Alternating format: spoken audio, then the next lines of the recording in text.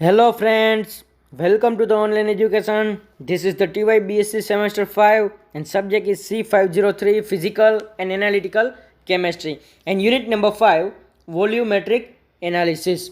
તો વિદ્યાર્થી મિત્રો આપણે વોલ્યુમેટ્રિક એનાલિસિસ વિશે અભ્યાસ કરી રહ્યા છીએ, બરાબર છે, જેની અંદર આપણે શરૂઆતની અંદર વોલ્યુમેટ્રિક ટાઇટ્રેશનની અંદર જે પદ છે, બરાબર, જે ટર્મ્સ છે એના વિશે અભ્યાસ કર્યો, પ્રાઇમરી એન્ડ સેકન્ડરી સ્ટાન્ડર્ડ વિશે અભ્યાસ કર્યો, બરાબર છે. એવી જ રીતે ઓસ્વાલ્ડ ઇન્ડિકેટર પ્રિન્સિપલ એમ કરતાં આપણે ટાઇટ્રેશન કર્વ જોયા, જેની અંદર આપણે ટાઇટ્રેશન કર્વની અંદર આપણે 4 પ્રકારના જે ટાઇટ્રેશન કર્વ છે એના વિશે આપણે વિગતવાર વાત કરી, બરાબર છે. જેમાં ટાઇટ્રેશન કર્વ્સ છે, બરાબર છે, જેની અંદર આપણે વાત કરી strong acid with strong base, બરાબર છે. ત્યારબાદ આપણે વાત કરી weak acid with strong base, પછી strong acid with weak base અને polyprotic acid with strong base, એમ આપણે 4 પ્રકારના ટોટલ ટાઇટ્રેશન વિશે અત્યાર સુધીમાં અભ્યાસ કરી ચૂક્યા છીએ. PH at half neutralization point, pH at neutralization point, pre equivalent point, post equivalent point, બરાબર છે. એના વિશે આપણે વિગતવાર આ ચેપ્ટરની અંદર ચર્ચા કરી ચૂક્યા છીએ, જેમાં આપણે ટાઇટ્રેશન કર્વ વિશે અલગ અલગ એસિડ વિશે વાત કરી છે. હવે આજના લેક્ચરની અંદર આપણે વાત કરીશું રેડોક્સ ટાઇટ્રેશન વિશે. અત્યાર સુધીમાં આપણે ટાઇટ્રેશન ઘણા બધા પ્રકારના ભણી ચૂક્યા છીએ, જેમાં સમાવેશ થાય છે તો કે કોમ્પ્લેક્સોમેટ્રી ટાઇટ્રેશનનો, બરાબર છે. ત્યારબાદ neutralization titration method, precipitation titration method, અને હવે વાત કરીએ તો રેડોક્સ ઇન્ડિકેટર વિશે. તો કે રેડોક્સ ઇન્ડિકેટર અને રેડોક્સ ટાઇટ્રેશન, બરાબર છે, આ બંને વસ્તુ જે છે એ અલગ છે. એટલે પહેલાં તો આપણે રેડોક્સ ઇન્ડિકેટર કેવા હોઈ શકે છે અને આનો આપણે કેવી રીતે ઉપયોગ કરી શકીએ છીએ આપણા ટાઇટ્રેશનની અંદર, એના વિશે આપણે વાત કરવાની છે વિગતવાર. રેડી? હવે આપણે આગળ વાત કરીએ રેડોક્સ ઇન્ડિકેટર વિશે, જેની અંદર આપણે જોઈ તો કે the substance which can અંડરગો oxidation reduction and whose oxidized and reduced from shows different colors can be used as a redox indicator, and these indicators are based on Nernst equation. હવે અમુક પ્રકારના જે સબસ્ટન્સ છે, બરાબર છે, એનું oxidation અને reduction એક સાથે એક જ રિએક્શનની અંદર થતું હોય એને કહેવામાં આવે છે redox reaction. Oxidize and reduced from shows different colours. હવે ઓક્સિડાઇઝ અને રિડક્શન થવાથી, બરાબર છે, રિડ્યુસ થવાથી અને ઓક્સિડાઇઝ થવાથી એમાં અલગ અલગ કલર જોવા મળે છે. Used as a redox indicator, એના માટે આપણે રેડોક્સ ઇન્ડિકેટરનો ઉપયોગ કરવો પડે છે. And this indicators are based on Nernst equation, અને આ બધા જે ઇન્ડિકેટર છે એ નર્ન્સનું જે ઇક્વેશન છે એને આધારિત છે. Ready? If the potential values of reduced ion is even. હવે પોટેન્શિયલ વેલ્યુ જે છે, બરાબર છે, એને અલગ અલગ રીતે આપણે કેલ્ક્યુલેટ કરીશું. પોટેન્શિયલ વેલ્યુ જે છે રિડક્શનની એ છે E2 અને ઓક્સિડાઇઝ આયનની વેલ્યુ છે એ E1. Ready? E2 and E1, sorry, reduced iron value છે E1 and oxidized iron value છે E2, and then the indicator having potential equivalent to average value E is equal to E1 plus E2 upon 2 is an ideal indicator for the reaction. હવે જે average value છે એની, બરાબર છે, એને આપણે કેવી રીતે લેશું તો કે E1 plus E2 upon 2 is an ideal indicator. Indicator itself gets oxidized or reduced and shows a intense color change beyond the value of average potential.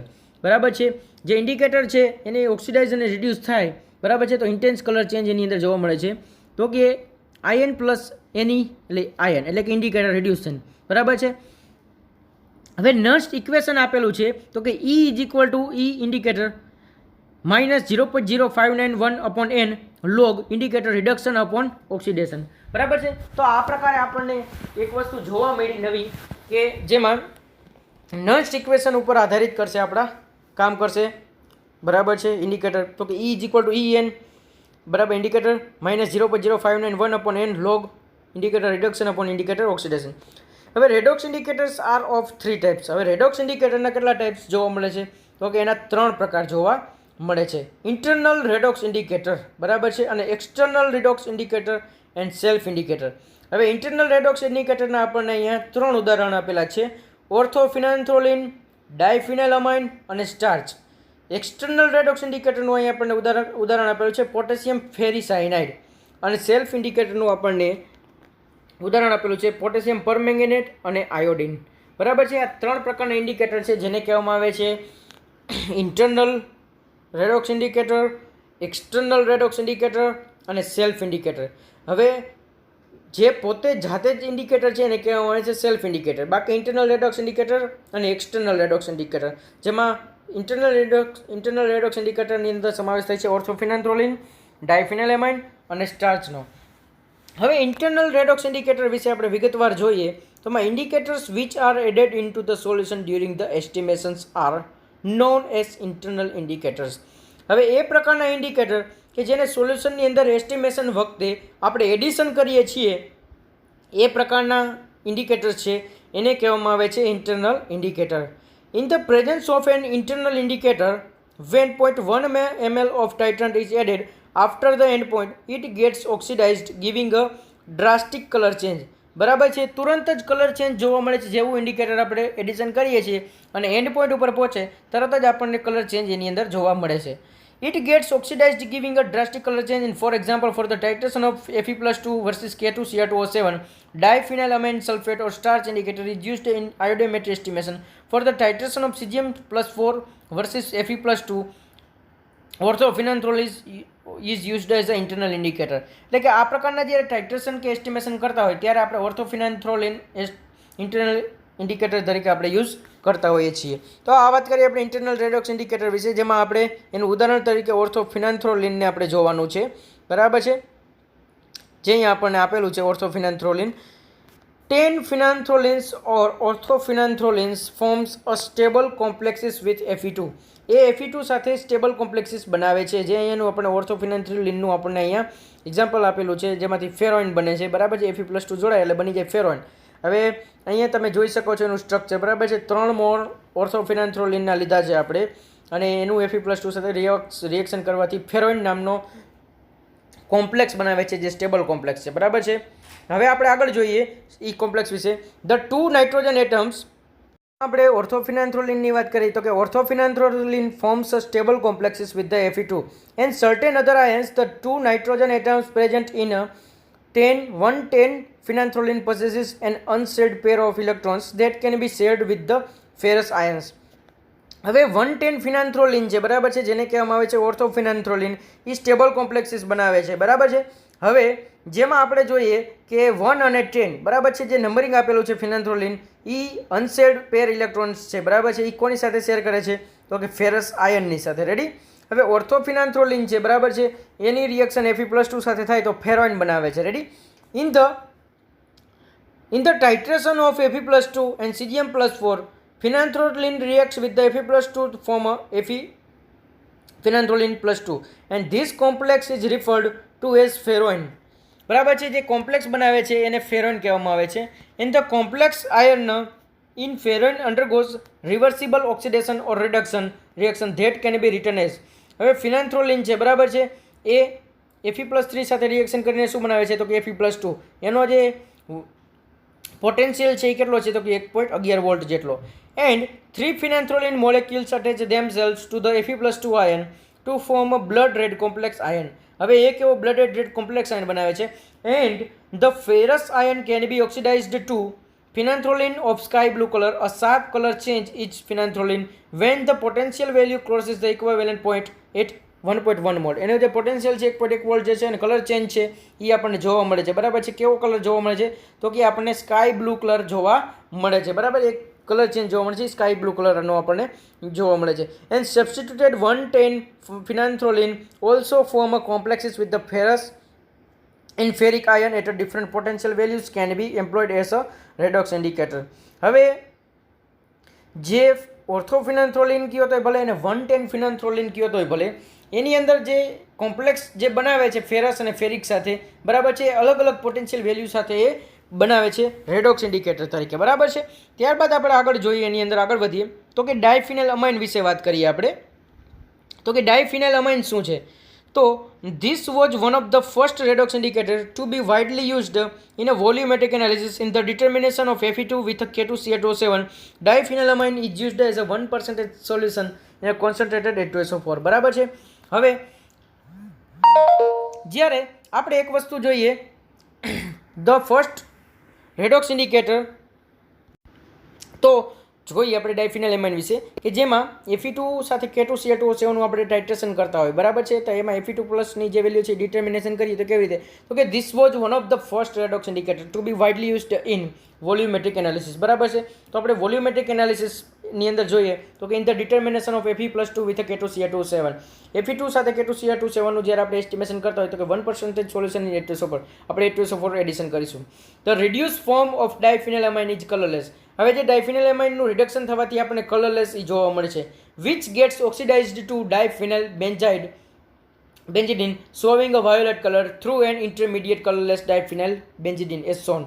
હવે ડાયફિનાઇલ એમાઇન જે કલરલેસ છે, બરાબર છે, એના બે મોલેક્યુલ છે એ રિએક્ટ કરશે એટલે કે ઇન્ટરમીડિયેટ ડાયફિનાઇલ બેન્ઝિડીન બનાવશે, બરાબર છે. ઇન્ટરમીડિયેટ ડાયફિનાઇલ બેન્ઝિડીન બનાવે. હવે એ કેવું હશે તો કે કલરલેસ ફોર્મમાં આવશે. +2H +2 ઇલેક્ટ્રોન રિલીઝ થાય અને ડાયફિનાઇલ બેન્ઝિડીન વાયોલેટ કલરનો આપણને જોવા મળશે, બરાબર છે. તો પેલા કલરલેસ હોય છે, કલરલેસમાંથી કેવો જોવા મળે છે તો કે એ તમને તરત જોવા મળશે વાયોલેટ કલરની અંદર. હવે આપણે જોઈએ સ્ટાર્ચ ઇન્ડિકેટર વિશે, બરાબર. સ્ટાર્ચ પોતે પણ ઇન્ડિકેટર તરીકે વર્તે છે, એના વિશે જોઈએ તો કે starch solution as an indicator is a very useful in iodometry and iodometry estimation. Iodometry and iodimetry estimation.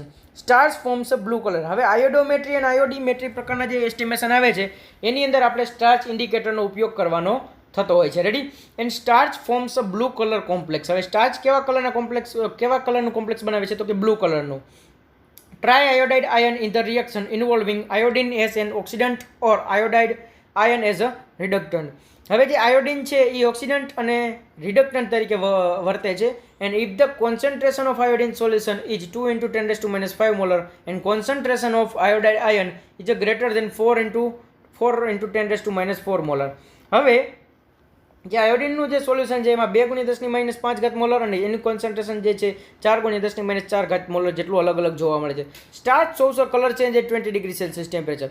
જે સ્ટાર્ચ છે એ 20 ડિગ્રી સેલ્સિયસ ટેમ્પરેચરે કલર ચેન્જ બતાવતો હોય છે, બરાબર છે. And with the increase in temperature colour intensity decreases. હવે જેમ જેમ ટેમ્પરેચર વધતું જશે એમ એની જે કલર ઇન્ટેન્સિટી છે એ ઘટતી જશે. Ready. Iodine gives a blue color adsorption complex with the amylase present in starch solution.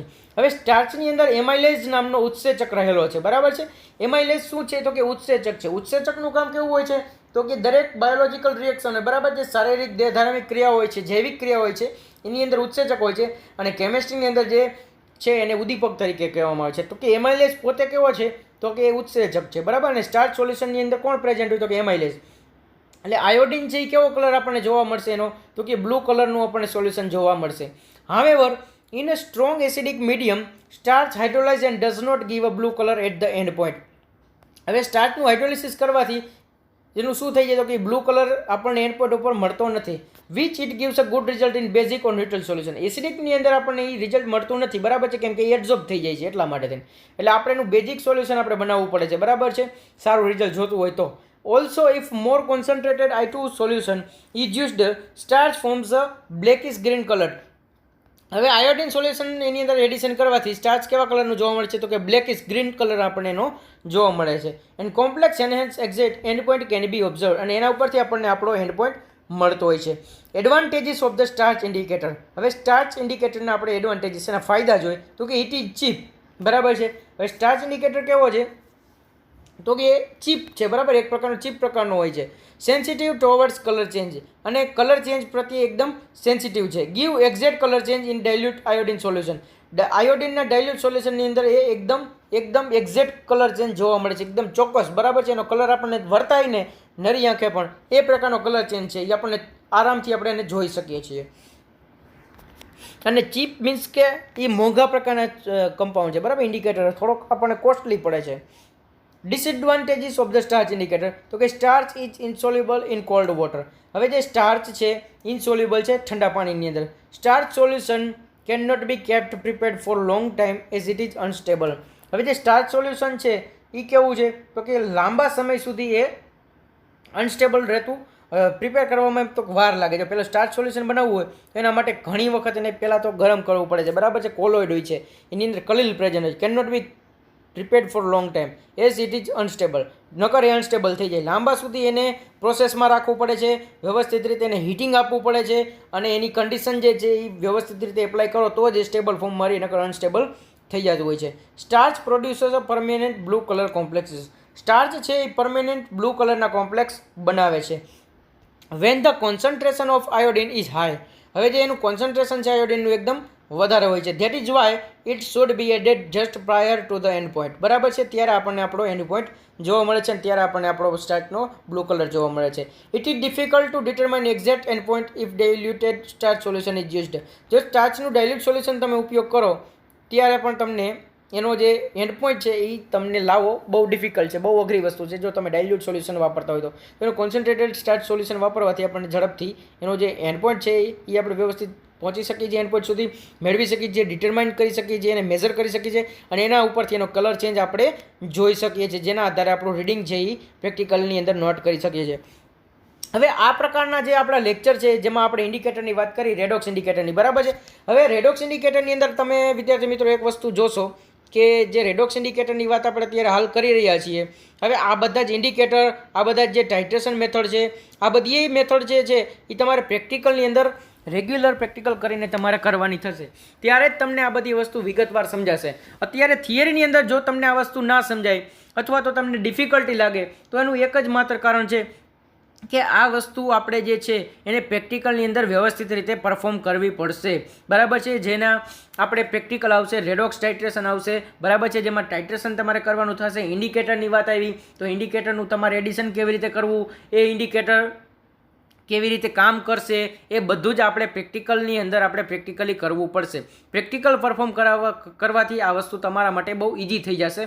જેમાં આપણે કોને ઇન્ટરનલ રેડોક્સ ઇન્ડિકેટર કહેવાય, કેને એક્સટર્નલ રેડોક્સ ઇન્ડિકેટર કહેવાય, કેને સેલ્ફ ઇન્ડિકેટર કહેવાય, પોટેશિયમ પરમેંગેનેટ કેવો હોય, સ્ટાર્ચ ઇન્ડિકેટર કેવો હોય, બરાબર છે. આ દરેક વસ્તુની વિગતવાર ચર્ચા આપણે પ્રેક્ટિકલની અંદર કરવાની પણ થશે અને પ્રેક્ટિકલી આપણે એને પરફોર્મ કરવાના થશે, એના રીડિંગ લેવાના થશે અને રીડિંગ નોટ પણ કરવાના થશે, બરાબર છે. તો આ બધી વસ્તુ આપણે પ્રેક્ટિકલી કરવાની થશે પ્રેક્ટિકલ લેબની અંદર, ત્યારે તમને આ વસ્તુ વધુ સરળતાથી સમજાશે અને જે કંઈ પણ ડિફિકલ્ટી હોય ત્યારે આપણે વ્યવસ્થિત રીતે સોલ્વ કરી શકશું, કેમ કે એ વસ્તુ આપણે ફિઝિકલી પ્રેઝન્ટ રહેશું અને લેબની અંદર આ જ વસ્તુ આપણે પ્રેક્ટિકલી પરફોર્મ કરવાની થશે, બરાબર છે. તો અહીંયા વાત કરવામાં આવી છે ઇન્ટરનલ રેડોક્સ ઇન્ડિકેટર વિશે, બરાબર છે. જેમાં આપણે ઇન્ટરનલ રેડોક્સ ઇન્ડિકેટર વિશે જોયું કે ઓર્થોફિનાન્થ્રોલિનનું ઉદાહરણ આપણે જોયું, ત્યારબાદ આપણે ડાયફિનલ એમાઇનનું ઉદાહરણ જોયું અને ત્રીજું આપણે સ્ટાર્ચ ઇન્ડિકેટરનું ઉદાહરણ જોયું. જે આ ત્રણેય પ્રકારના ઇન્ડિકેટર છે એને કહેવામાં આવે છે ઇન્ટરનલ રેડોક્સ ઇન્ડિકેટર. અને એને વ્યાખ્યાયિત કરવા હોય તો કેવી રીતે, તો કે જ્યારે આપણે ટાઇટ્રેશન કરતા હોય